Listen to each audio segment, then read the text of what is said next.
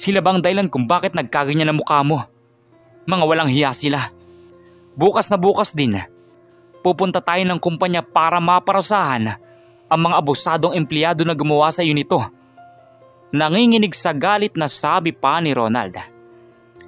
Kinabukasan agad na silang naganda papuntang kumpanya. Walang ni isang nakakaalam sa sorpresa nilang pagbisita.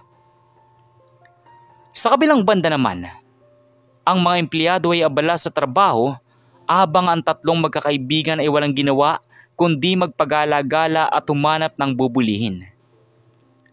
Labis din ang tuwa nila nang malaman na hindi na pumasok ang janitor na binuli nila kahapon. Ngunit sa isang iglap ay napalitan ang tuwa nila ng pagkabigla nang biglang bumaba ang kanilang CEO ng kumpanya sa isang magarang sasakyan. Sila bang dahilan kung bakit nagkaganyan ang mukha mo?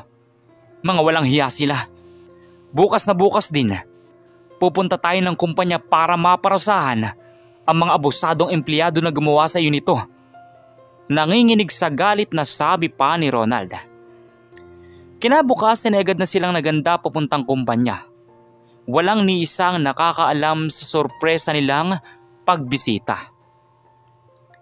Sa kabilang banda naman, ang mga empleyado ay abala sa trabaho habang ang tatlong magkakaibigan ay walang ginawa kundi magpagala-gala at humanap ng bubulihin.